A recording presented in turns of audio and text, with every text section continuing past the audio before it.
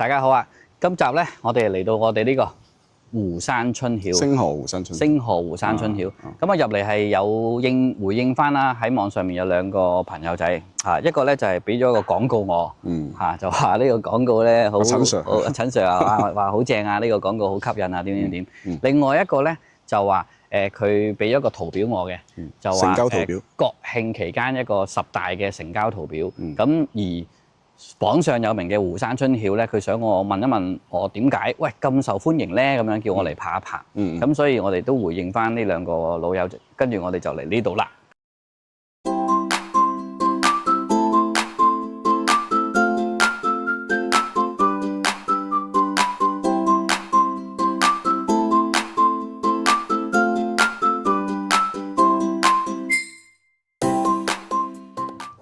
輝哥。呢個星河湖山春曉線上所有嘅廣告咧，就係針對呢個白鷺湖啦。嗱，你睇有兩個白鷺喺度捉魚嘅咧，咁咧就自然環境嚟嘅呢個。係啦，呢度真係叫做可以講係有山有水。但係大家知道有山有水係珠海西區嘅特點嚟㗎嘛。咁究竟係西區邊個位置咧？而家我哋就喺呢個斗門。冇錯啦，叫做一個乾務鎮嘅地方。咁乾務鎮係好陌生啦。咁有啲咩特色咧？呢個鎮其實最大嘅特色咧，呢度係有2大產業園，係啊，同埋我哋聽當地嘅同事講啦，佢呢個產業園咧係科技園嚟嘅，嚇生產嗰個係新能源，所以咧係廠區多咯，廠區多嚇。但係咧喺呢個宏嘅廠區入邊咧，得呢一個樓盤係咁高質素嘅，所以我終於都會覺得啊，本地人。肯定會中意嘅呢度，冇錯啦。尤其是喺度翻工嘅人，冇錯啦。係啊，因為佢冇得選擇㗎，同埋加上本身呢個發展商亦都好有名氣，所以買呢度或者甚至乎租呢度住，天經地義嘅。所以咧就話呢度咧就會針對我哋網上嘅朋友問，就話點解賣得好？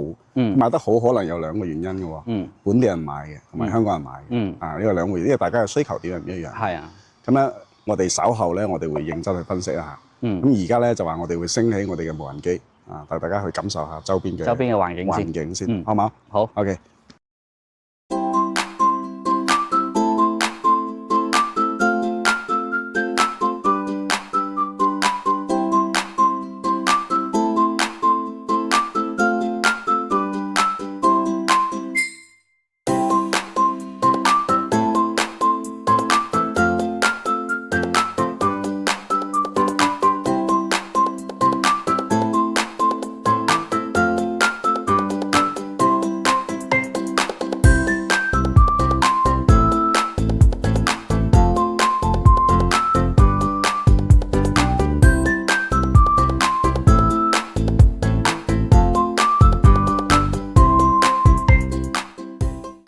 嗱，而家嚟到呢度咧，就係2期嘅單位啦。你見到個入住率好高嘅，差唔多我哋目測呢度80%㗎啦。加埋呢有個已經幼兒園咧，同埋呢個2期都係舊年已經開晒㗎啦。你睇係都好多學生哥，好多學生哥㗎。星期六嚇，咁啊入邊咧仲有個自帶15000平嘅商業體。而家帶大家去睇埋個商業街先。好，呢度有個籃球場。我真係入住率真係好高。係啊。交樓應該有1年時間。1年啦，聽佢哋講有1年。OK， 好，我哋上去我哋嘅商業街區睇睇。嗱，呢個咧就係佢哋一個商業街啦。同我哋想象中一樣啦。因為咧內地咧佢建築咧佢有一個叫做商業配比嘅指標。即係咩意思咧？佢係即係政府咧要求你攞呢笪地咧，你一定要起商業。佢有一個比例。咁咪發展商冇辦法啦，佢焗住要起，但係佢都知道佢起咗出嚟咧，開業係好困難，係嘛？所以呢度咧，我哋消費都要去翻邊度？萬達廣場，即係去翻最近嗰啲大型商場，去翻10公里外嘅斗門市區咯。係，你而家睇其實冇嘢睇㗎啦，即係冇嘢睇，一眼望晒啦。係，即係我哋而家目測見到得5-6個鋪頭開咗嘅。佢呢度話有成100幾間鋪喎。冇錯。咁即係咩3%都冇。咁嗱，呢個亦都係一個隱憂啊！即係喺我嘅角度去睇，有啲似當年我哋買繁花里搬山水嘅時候，嗰個自帶商業街。因為有係總比好過冇，但係有係咪真係開得成？等於冇咯，就等於廢咗咯。等於冇。所以有時，唉，唔係我啱講咗，發展商佢都唔想㗎。係啊，因為上邊係夾硬要佢咁做，係嘛？佢都算好嚟，起咗出嚟，好多係未起㗎。又係咖啡店呢間。係啊，咖啡店啲人睇樓睇樓買杯咖啡飲下咯。但係個問題都真係有一個隱憂喺度啊，所以大家都要考慮之一咯。即係作為買家嚟講。其實呢個就我覺得好容易理解嘅，就話首先你唔好相信啲廣告就話呢度好方便啊，配套好成熟啊，唔係嘅事實上唔係咁樣嘅。係咪？呢度包括係就醫啊、消費，你都要去翻尖峰南嘅文物廣場。所以話你最好有台車咯。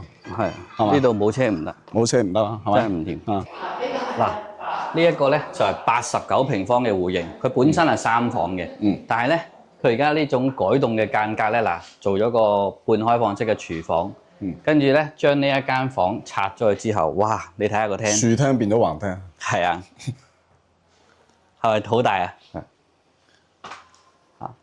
呢一種效果咧唔係間發展商都可以做到喎，因為好多時你會發覺咧拆唔到嗰埲牆，喺呢度可以做到呢個效果啦。佢呢度嗰條梁咧，佢唔會好高，係啫。就你好上次記唔記得我哋山水印象，30公分都有啊。配合埋佢而家呢個大露台，成個廳感覺都唔同晒。前面呢啲就係板樓啦，係啦，呢板樓出邊嗰啲廣告啊，全部喺板樓拍嘅。湖景啊，湖景係啊。但係實際嚟講咧，其實呢一個戶型咧都有佢可取之處嘅，因為即係改動嘅間隔係比較彈性啲嘅。實話實說啦，我對呢個星河嘅發展商咧，我評價係好高啊。即係佢雖然話啲樓賣得唔貴啊，700-8千蚊係嘛？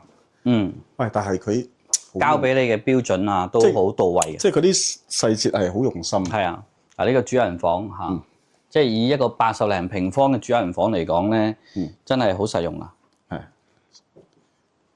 我哋過隔離嗰個126方，好過嚟睇個大嘢。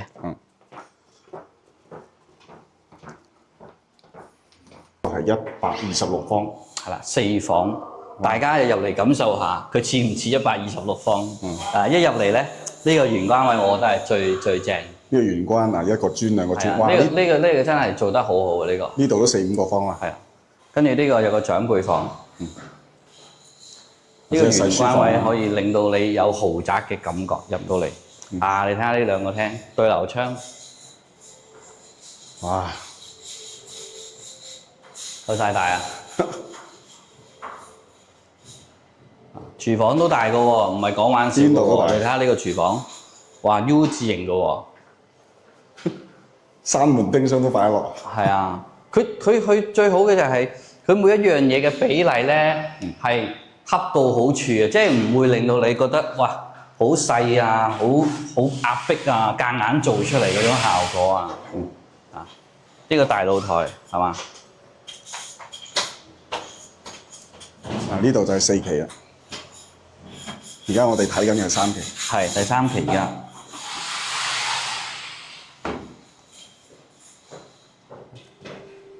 即係你話真係要美中不足嘅，就小弟咧就覺得佢個窗台啊確實係好浪費嘅，因為佢係比一般深嗰個窗台。中意窗台啲咪更加歡喜咯。係啊，呢間主人房，哇！你睇下，真係俾晒你㗎，佢啲空間。你睇下呢個呢度做2排衣櫃。係我做過嗰個 walk-in closet， 即係嗰個叫做衣帽間。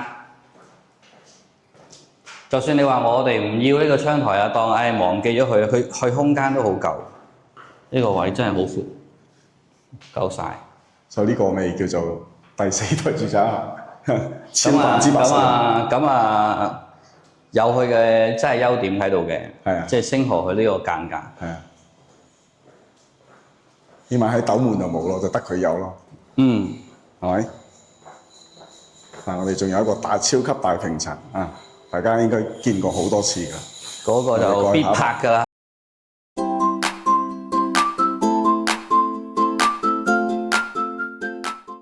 嗱，啱啱同大家睇完咧星河湖山春曉嗰啲標準單位啦，咁啊大概係賣緊7、8千蚊嘅啫。依家咧呢個犀利啦，好多人都睇過㗎啦。呢個就係我哋嘅樓王139平方網上面個個都話100萬可以攞落嚟嘅，帶大家嚟睇下感受下先。139平方第4代住宅，你睇下呢個廳，確實係真係好誇張呢個廳。呢個樣板房真係一流啊！係呢樣板房真係一流。但係100萬肯定買唔到啦。咁真實價錢幾多咧？我哋拍完先同大家講。係啦。嗱，其實佢都係㗎，原跡咧又係呢度有間房㗎嘛，係嘛？跟住拆咗佢，跟住變咗個大廳。咁啊呢度有呢度一望出去咧嗰個廣告都肯定啊，一定同你講，哇！瞓醒就可以睇到呢個靚靚嘅湖景啊，係咪真係好開心咧？係咪先好舒服嗰種感覺？的確可以睇到嚇，的確睇得到，係嘛？而且佢即係我哋實話實說嘛，佢呢個湖咧叫做白鹿湖，係一個活水河嚟嘅，即係話黃楊河啲河水流入嚟嘅，唔係死水湖嚟嘅，所以你睇到係比較清嘅，呢個係值得係讚嘅一樣嘢，係咪？確實，廚房又即係呢啲都係唔係交標嚟嘅，改咗㗎啦嚇。冇錯。咁就話佢交樓標準啦，要改成咁嘅樣咧，都要使唔少錢咯，要使啲錢。呢個小朋友嘅房間，都係利用咗個窗台。呢個主人套房啦，其實都係真係景觀啊、各樣啊、用料啊，其實真係冇得挑剔㗎啦。但係真係我就係好成日都覺得呢啲窗台咧好嘥位，超大。呢個就各花入各眼。不過呢間主人房望出去個標就真係好舒服。係即係139方啦，即係感覺啊，超過586方咯。係嘛？佢門口呢個其實仲有間房㗎喎 Ben Sir。係啊，佢係好似係雙套房。我記得係咪雙套房？唔係喎，唔係。我記錯咗啦。呢個房都有景啊，係咪？好啦，同大家開下估啦，輝哥。呢間幾錢？犀利啦！但係平均價咧，發展商就話要13,000蚊一平方，乘一乘139方嘅咧，話接近係超過咗180萬多啲啲。冇錯。咁180萬多啲啲。咁有啲廣告又話首期好低，可以低到5萬，咁又係唔得嘅喎。呢度最少要俾10萬蚊首期。冇錯。咁其實就話住入嚟啦，再搞呢啲窗啊，呢啲窗佢係有露台唔推出嚟交俾你嘅。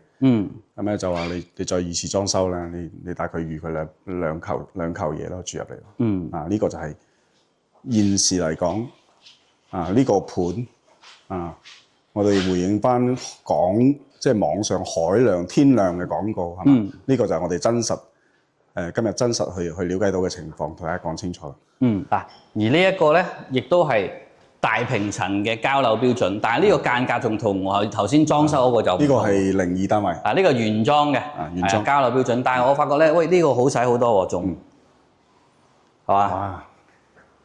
唔使拆房我都覺得夠晒大喎。星河啲質素真係高啊！深圳嘅一個發展商，呢個露台喺度打高爾夫都得，擺一乒乓波台咧都仲得。放張士多架都得喎。跟住呢埲牆拆得嘅喎，即係好似隔離咁樣咧，推埋佢咧就變成一個超級大 L 廳。呢個廚房再一拆係嘛？係啊。哇！跟住佢拆完之後咧，我覺得呢個間隔好嘅原因咧，就係佢啲3間房就歸一啦，喺晒呢邊。呢間客房都超大啊 Ben Sir。每間房都大。呢間客房都超大，呢度做咗一個衣櫃。跟住呢度擺張床，又唔使壓上張窗台都夠放。佢呢度真係好貼心，留咗衣櫃位。真係喎，唔係講玩笑喎，呢個間隔。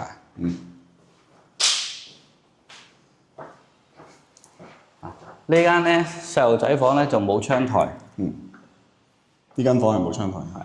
呢間主人房我又係覺得好好用啊。呢度做排衣櫃係嘛？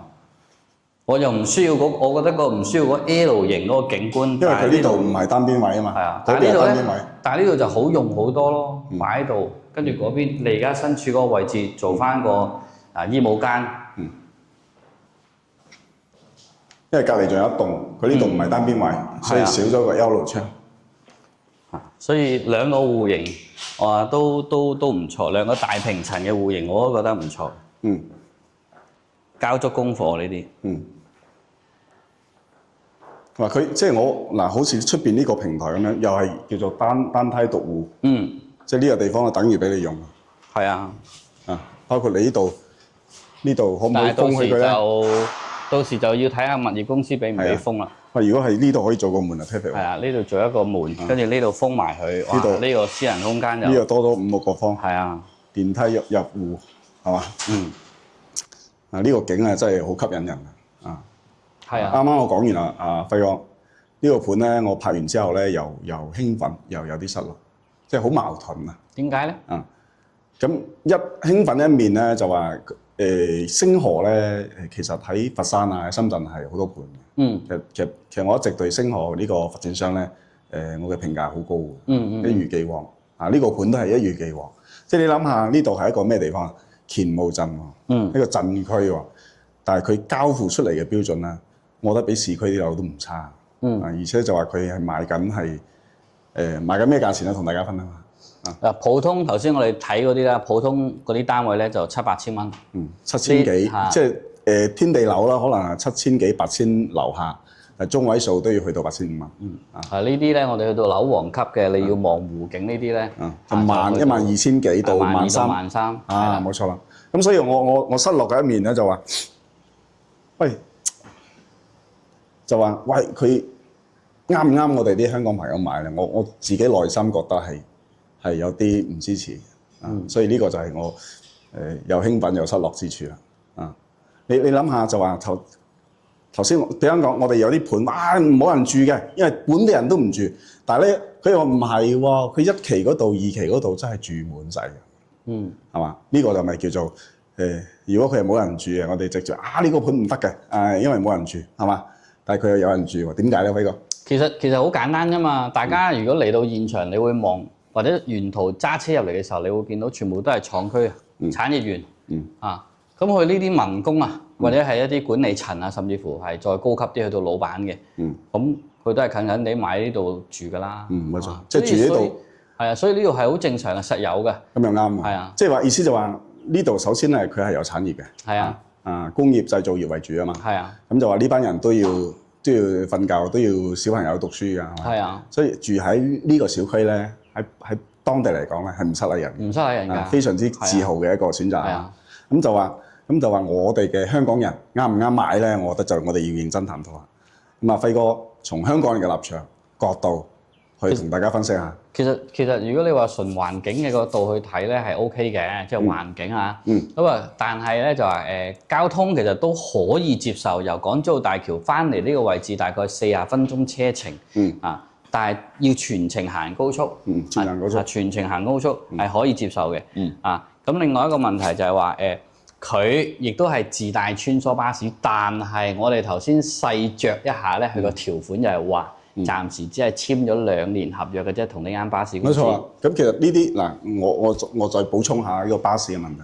其實啲巴士咧就係發展商要貼錢俾巴士公司嘅。